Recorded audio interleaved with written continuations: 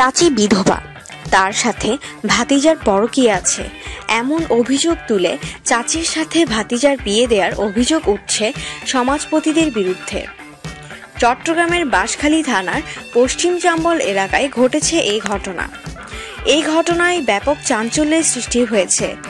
এদিকে বিয়ের রাতেই ঘটনার শিকার নুরুল আমিন বাদশা, বয়স 37, তাদের কাছ থেকে পালিয়ে আত্মগোপনে চলে যায়। এই ব্যাপারে চট্টগ্রামের চিফ মেট্রোপলিটন ম্যাজিস্ট্রেট আদালত ও নগরীর কোতোয়ালি থানায় পৃথক দুটি মামলা করেছেন তিনি। আদালত সূত্রে জানা গেছে, বাঁশখালীর চাম্বল এলাকার কালো সওদাগরের সাথে প্রতিবেশী ভাইপো নুরুল আমিন বাদশার ব্যবসা বাণিজ্য ছিল। এই সুবাদে তাদের পরিবারে যাওয়া আসা ছিল বাদশার।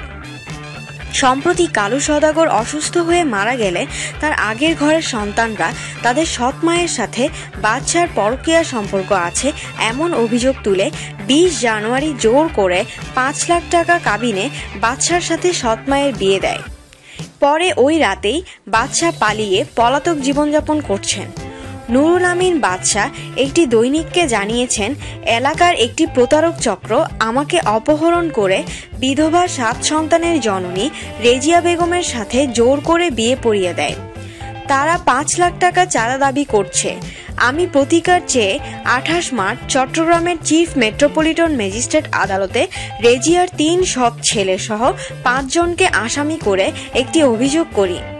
আদালত তা তদন্ত করে ব্যবস্থা নিতে বাঁশখালী থানাকে নির্দেশ দিয়েছেন। এদিকে প্রতিনিয়ত রেজিয়ার সৎ সন্তানরা কাবিনের 5 লাখ টাকা পরিশোধের জন্য বাদশাকে চাপ প্রয়োগ করছে বলে বাদশার মা শামসুর জাহান বলেন, রেজিয়া ও তার সৎ ছেলেরা আমাদের সপরিবারে হত্যার হুমকি দিচ্ছে। প্রায় সময় বাড়িতে এসে মারধর ও লুটপাটও চালাচ্ছে। সূত্র নয়া দিগন্ত। আমাদের সাথেই থাকুন এবং অবশ্যই সাবস্ক্রাইব করুন। ধন্যবাদ।